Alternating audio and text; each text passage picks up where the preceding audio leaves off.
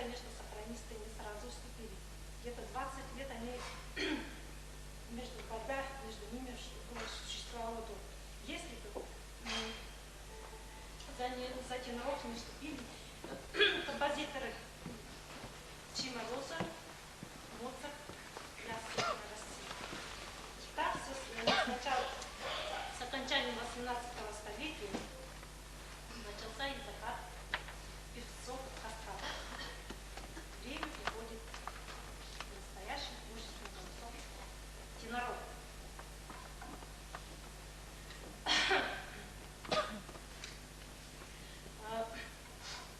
Поначалу теноровые партии исполняли теноровые в основном естественным взаимодействием.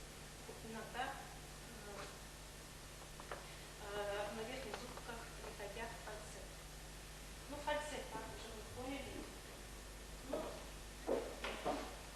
хорошо звучит.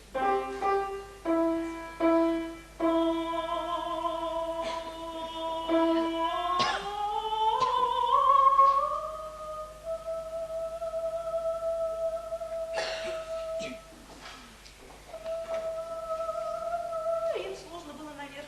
Это, наверное, хорошо получится, если тенор хорошо поет это.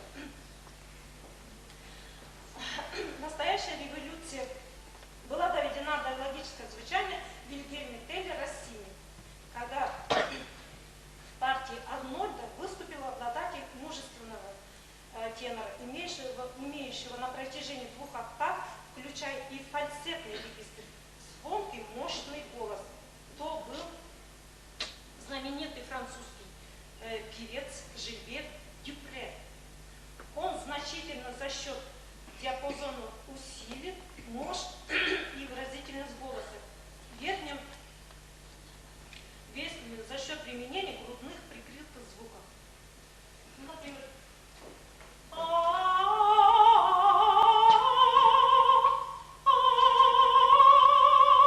вроде бы это открыто, да? А как прикрыть?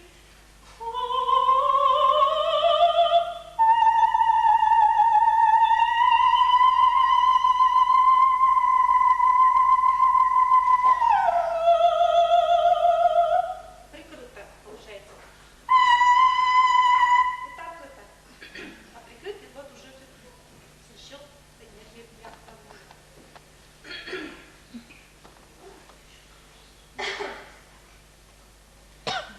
Вот грудных прикрытых звуков на среднем и верхнем фальцетном участке, вот я только что показала, ставшие впоследствии нормой для профессиональных узких голосов, как высокий и низкий.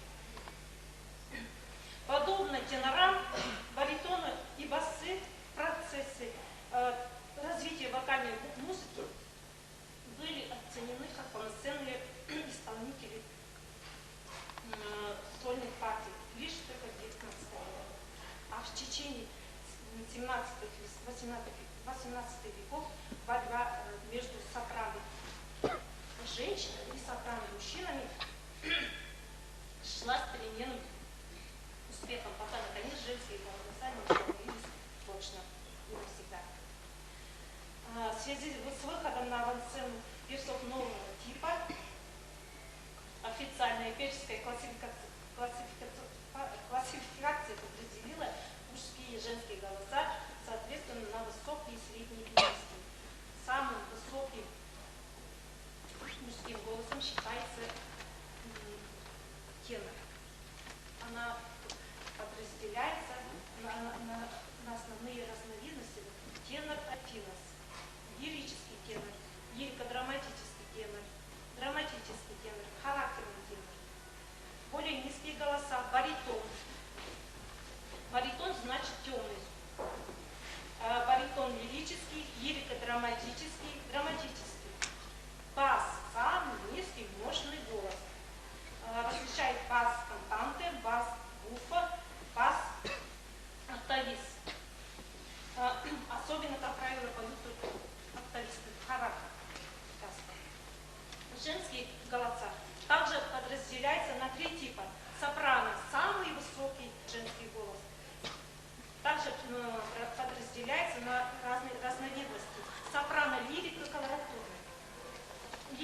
классическое, лирико-драматическое, драматическое сопрано.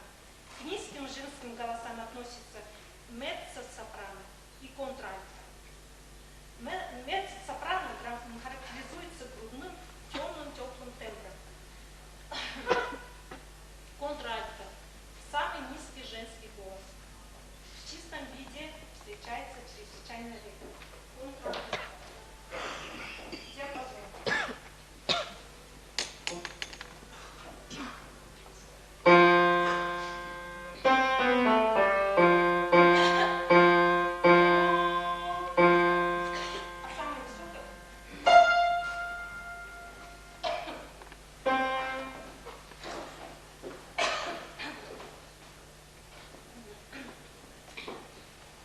Все люди с нормальным голосовым аппаратом, здоровым слухом говорят и могут петь бытовым голосом.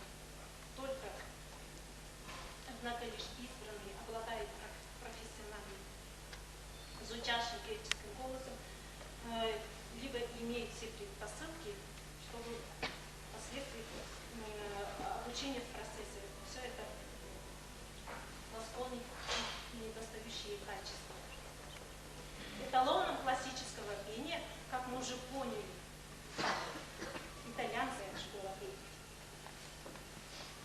Исходя из верного представления о необходимости процесса в пении согласованные работы гортани, дыхания и резонатор, этот метод выдвинул следующие основные принципы организации звука. Ну, сейчас расскажу, как понять, что такое резонатор. Существует резонатор, головной резонатор, грудной резонатор. Под головным резонатором мы предлагаем понимать только полости, расположенные выше небного свода, в лицевой части головы, в области маски, где грудной резонатор, ощущение ясно выраженного в области грудной клетки.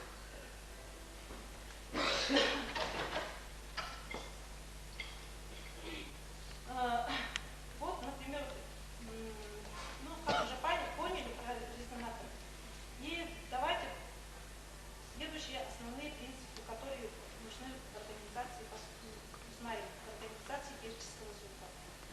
Это самое главное наше нижнее реберное диафрагматическое дыхание. Дыхание берется нижнереберное. Мы вроде бы дышим как бы естественно, мы этого не ощущаем. А во время пения нижнереберное дыхание в положении, где ниже ребра. Все это идет нижний ребра, прямо отсюда. Вот такое дыхание для пения совсем самое, что смертельное получается. Это короткое получается дыхание. И далеко не пойдешь так. И все, и сдох. А вот это нижнее реберное дыхание, диафрагматическое дыхание, очень даже самое лучшее считается. Ребро.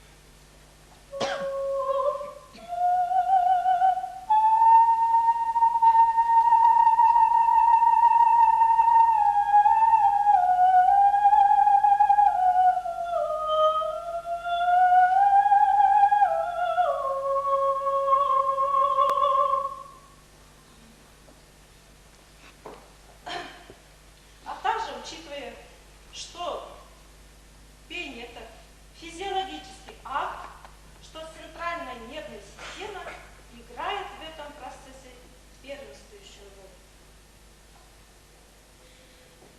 Профессиональный певческий голос должен иметь диапазон не менее 2 октав и звучать относительно на всем протяжении диапазона.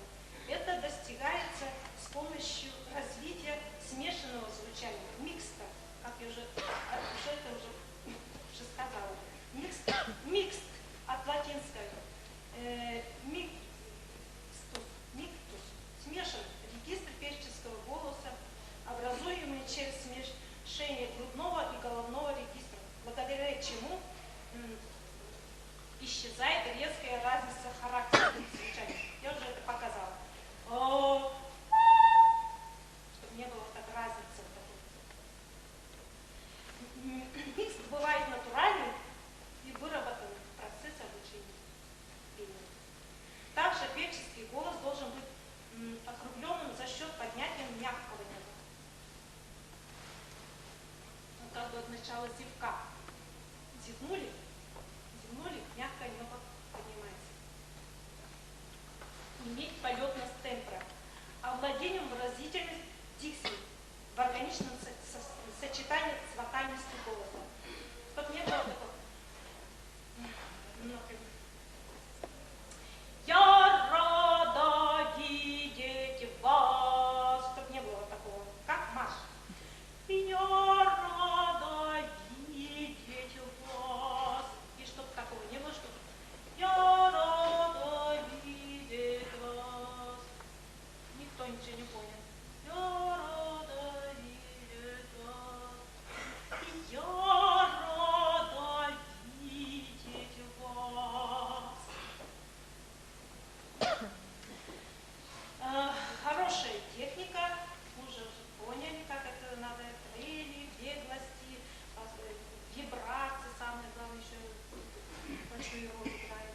Вибрация значит вибрировать гортань.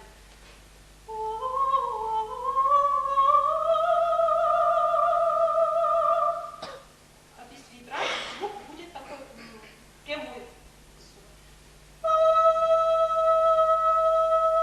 А когда вибрации добавить, оно уже начинает красиво окрашенным становится.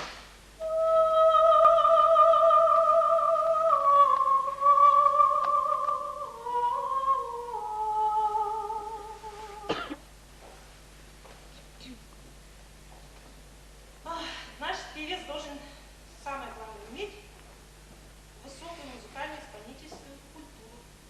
И, наконец, быть эмоциональным, то есть передача содержания произведения. Чтобы не было просто формального пропевания. В лесу родилась елочка, в лесу она росла, зимою, летом стройная, зеленая была. Хоть елочку-то все равно надо как-то выразительно петь, чтобы это музыкально все было, и доступно каждому. Хоть маленький ребенок, чтобы на тебя смотрел с удовольствием. В лесу родилась елочка, в лесу она росла, зимою, летом стройная, зеленая была.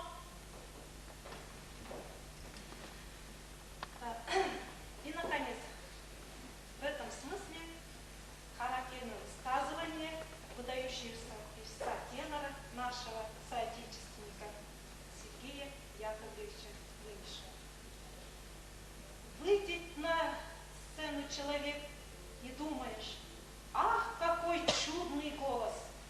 Но вот он спел 2-3 романса и становится скучно. Почему? Да потому что нет в нем внутреннего света. Сам человек не интересен, не талантлив, а только Бог вложил ему голос. А бывает наоборот. Голос у артиста вроде бы посредственный, но вот он что-то такое произнес по-особому, по-своему. и что-то такое произнес, и роман с любовью вдруг засверкал, заискрился новыми интонациями. Такого певца слушаешь с удовольствием, потому что ему есть что сказать. Это главное. А в заключении могу сказать только одно, что у каждого человека свой индивидуальный инструмент. То есть, если у музыканта инструмент пианиста фортепиано, скрипка, скрипка, у флейтиста флейта, то у певца связки голосовые. И каждый педагог каждому студенту всегда подход индивидуальный. Каждый человек по-своему индивидуальный. И также все от природы дан человек голосом. Вот как уже вот я Павлович уже потом говорил, что там только Богом. Если человек этого, если не старается, чему-то не стремится, и дальше как-то не старается, во всем в общем не вбирает то, что дают педагоги, он уже бы ненадолго его хватит. И каждый педагог свои методы. Тут одного такого метода нет.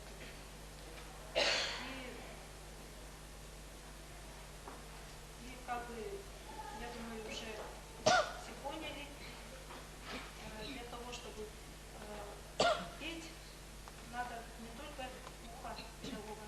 Тут должен самое главное от студента все зависеть. Если хочет человек дальше еще надолго петь, должен с самого начала себя подготовить к этому. Спасибо.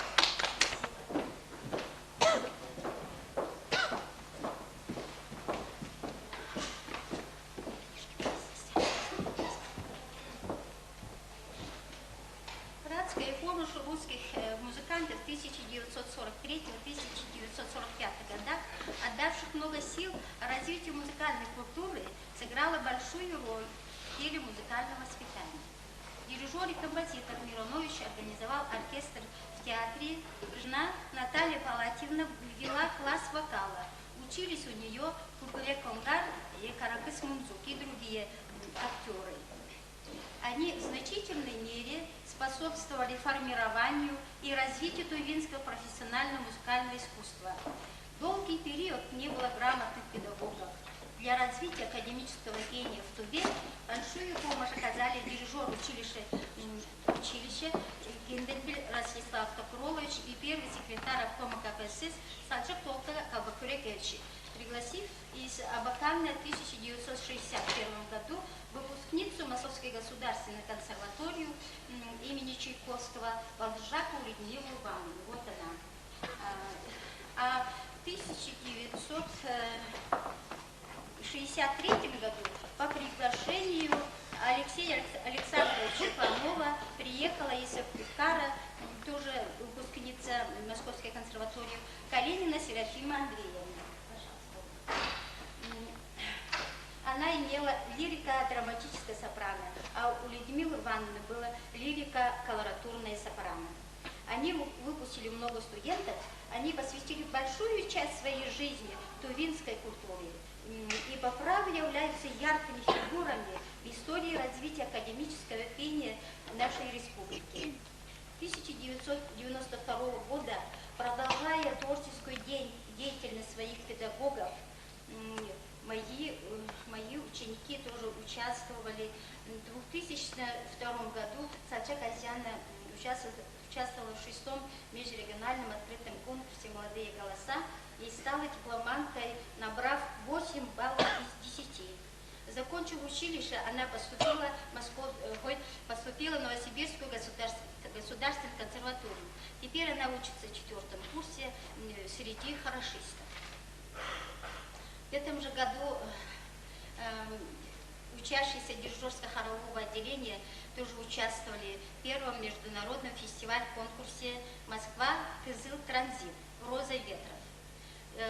Были награждены дипломами первой степени Тонгак Айвана, дипломом третьей степени был награжден Ховалы Галдаржан. Они выпускники Дежурского хорового отделения. А теперь вашему вниманию будет петь студентка 4-го курса Аюрова Таня.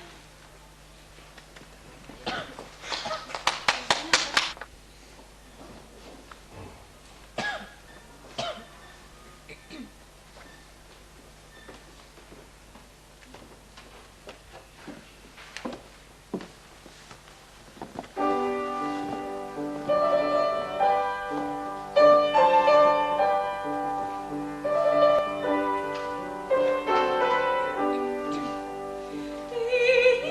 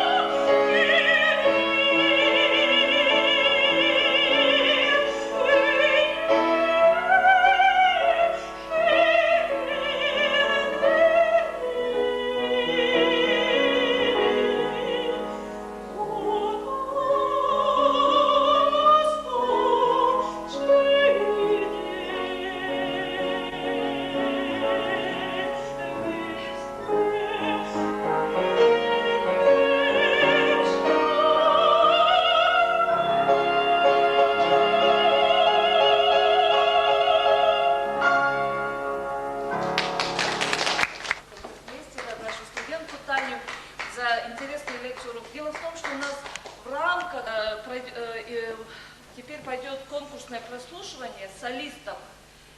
Вначале пойдут тувинские народные песни, потом далее по этому же порядку русские народные песни. Так что сейчас маленький перерыв и начнем конкурсное прослушивание. Друзья, добрый день, уважаемые наши члены жюри.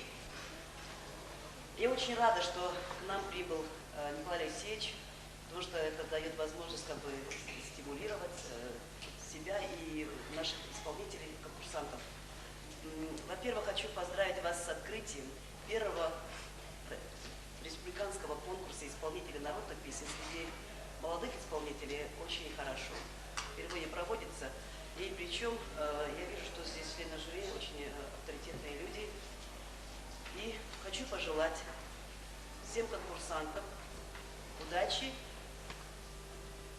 а членам жюри объективной, плодотворной работы.